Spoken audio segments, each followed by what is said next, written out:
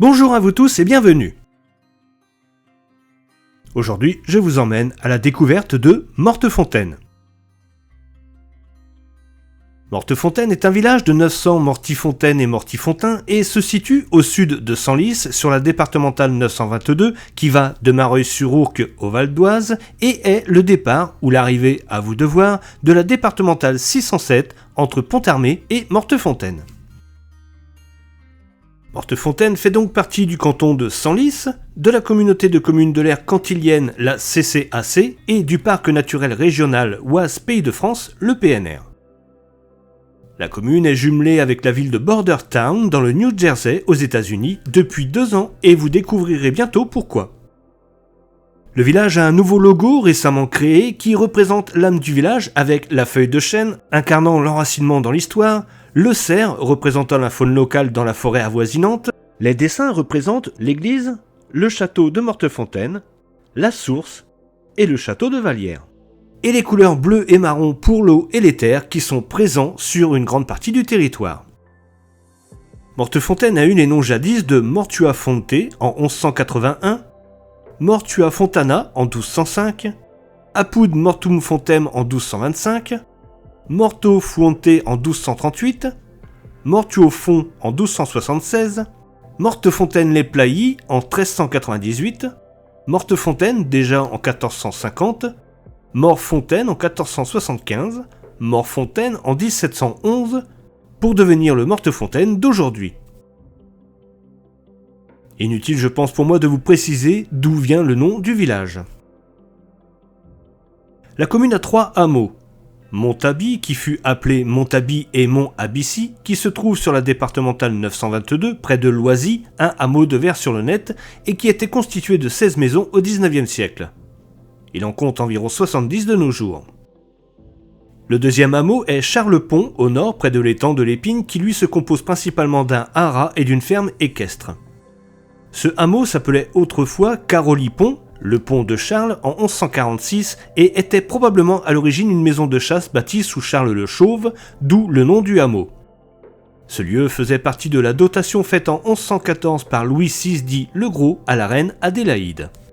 Et bien sûr Montmélian, petite enclave dans le territoire de Plailly, à la limite du Val d'Oise, sur laquelle je reviendrai bientôt. Mortefontaine a une histoire et des monuments qui en font un village très intéressant. La commune était un fief dépendant de la seigneurie de Plailly.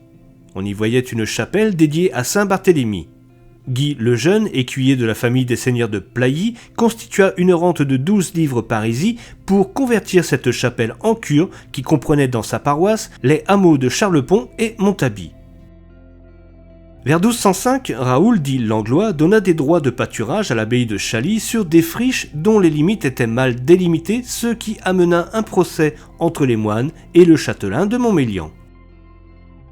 Les terres de Mortefontaine, tout comme celles de Plailly, étaient comprises dans la châtellenie de Montmélian. Ces 3 terres n'ont jamais été séparées et appartenaient à l'abbaye de Saint-Denis. Elles furent vendues en 1607 à François Othman, abbé de Saint-Médard-les-Soissons, conseiller au Parlement. Ses héritiers vendirent en 1654 le domaine à Jacques Le Coigneux, président au Parlement, qui fit ériger en 1655 la châtellenie en marquisat. Il prit le titre de marquis de Montbélian, auquel ses héritiers le changèrent pour Mortefontaine. En 1704, le marquisat vint aux mains de Dame Le Mérat de Verville et ensuite à celle de Jacques-Louis Le Pelletier, président du Parlement en 1726. Les successeurs de celui-ci embellirent le domaine de Mortefontaine et le dernier vendit en 1790 toutes les terres à M. Duruet, banquier à la cour de France, qui périt sur l'échafaud en 1794. Et c'est Joseph Bonaparte qui devint propriétaire des terres de Mortefontaine par acte du 20 octobre 1798. Il devint par la même occasion propriétaire du château de Mortefontaine.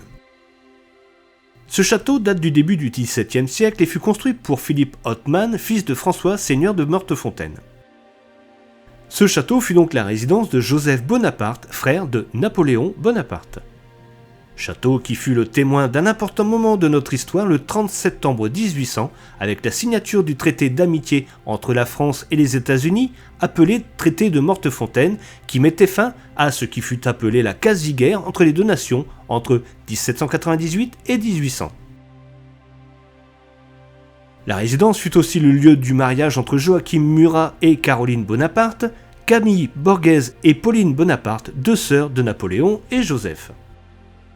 Joseph aime beaucoup Mortefontaine et sa femme, Julie Clary, y réside très souvent. C'est à cette période que le parc du château est embelli avec plusieurs fabriques qui ont, pour la plupart malheureusement, disparu. À la chute de l'Empire, pour éviter la confiscation, le domaine est mis au nom de Madame de Villeneuve, parente de Julie Clary. Joseph Bonaparte s'exile en Amérique, dans la ville de Bordertown, où il va demeurer durant 17 ans.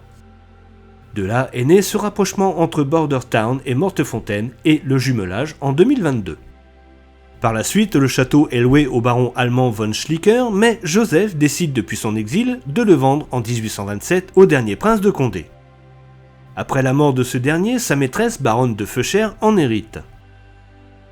Cette dernière, sans héritière, le lègue à sa filleule Sophie Corbin, qui vendit en 1894 le Grand Parc à l'ouest à Agénor de Gramont, 11e duc de Gramont, et à son épouse Marguerite de Rothschild. Ils y feront construire le château de Vallières en style néo-gothique et néo-renaissance. Ce magnifique château se situe dans le parc près de l'étang de l'Épine et est aujourd'hui une propriété privée.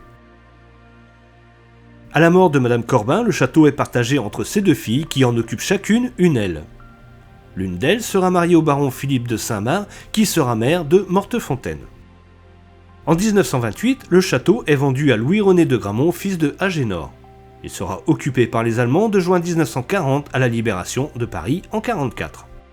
N'ayant plus les moyens de l'entretenir, il s'en sépare en faveur du tiers-ordre des Dominicains en 1949. L'ordre y installe son noviciat et fait construire un prieuré. Mais en 1958, les sœurs déménagent pour Rome, mais y reste l'école. Après la construction de nouveaux bâtiments pour l'école et la fermeture du noviciat, les sœurs souhaitent se séparer du château qui restera un moment vacant. Ce n'est qu'en 1985 qu'il est racheté et loué pour en faire un hôtel. Le domaine sera divisé en deux parties, une pour l'école et une autre pour le château.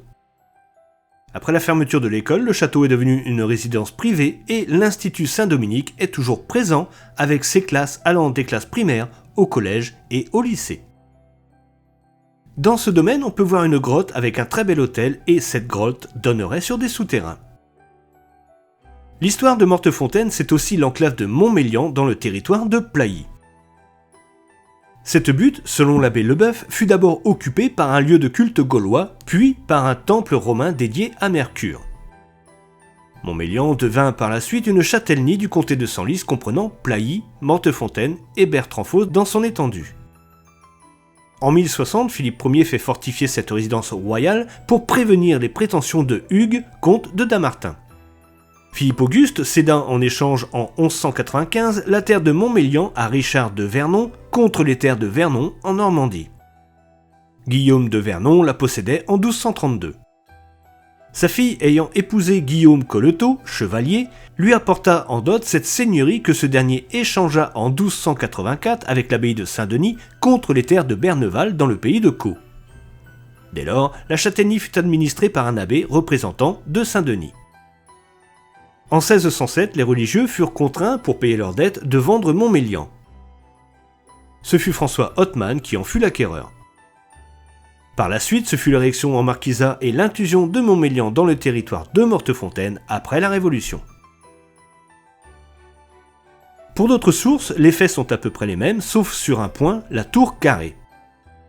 Pour certains, cette tour serait due au bouteiller de Senlis et qui aurait été près du château royal, et pour d'autres, la tour serait l'œuvre de Richard de Vernon pour justement contester la possession de Montmélian au bouteiller, ou encore, elle serait le seul vestige du château royal. Je l'ai déjà dit, je ne suis pas historien, je rapporte les écrits que je trouve dans mes recherches.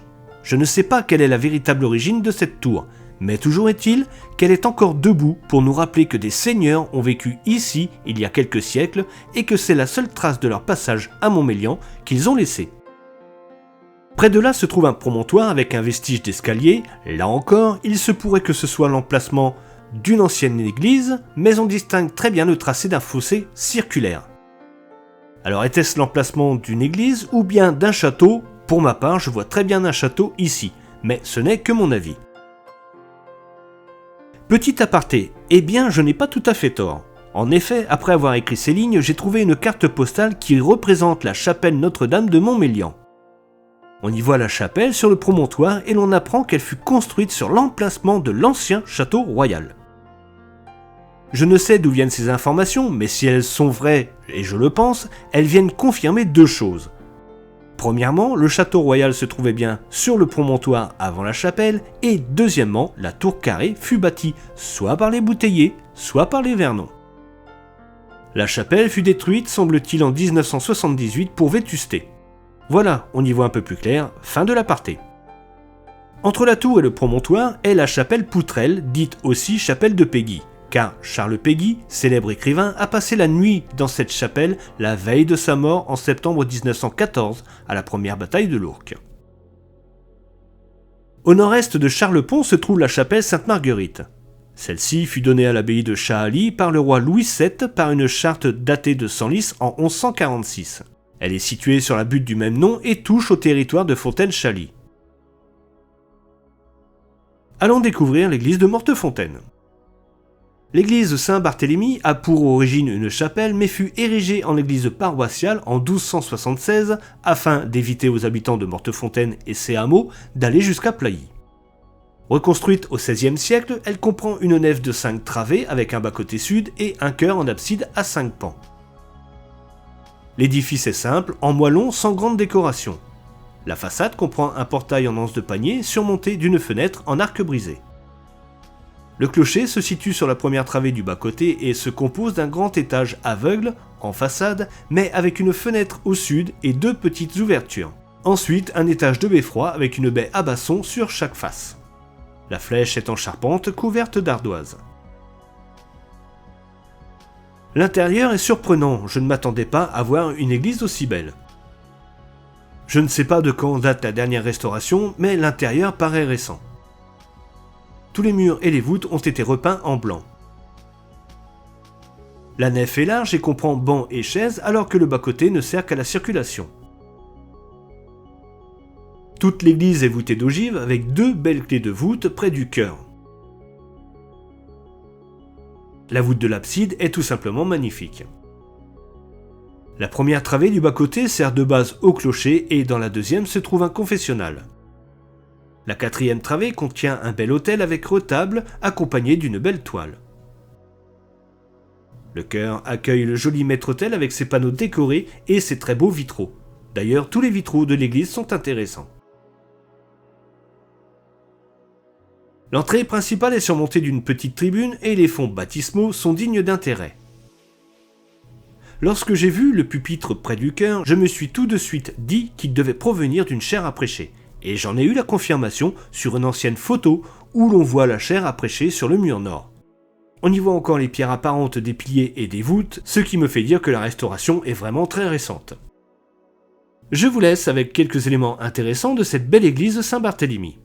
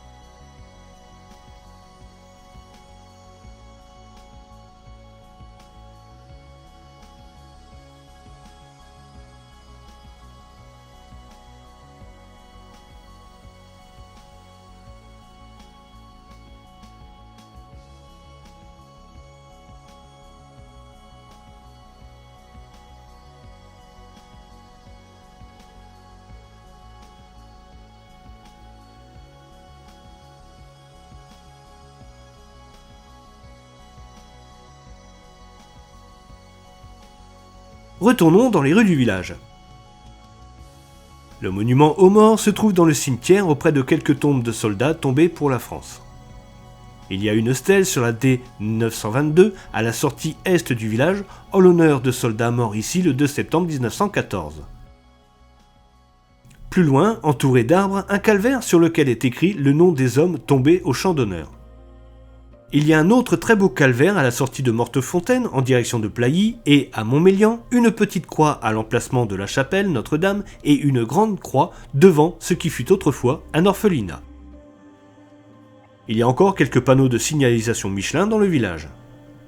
Sur la départementale 922 se trouve une borne milliaire ou borne Truden qui servait au XVIIIe siècle à indiquer aux cochers la distance leur restant jusqu'à Paris. Il y en a une le long du mur du château de Vallières et une autre à la limite avec la commune de Plailly que je pensais être sur le territoire de Mortefontaine mais qui en fait est sur celui de Plailly.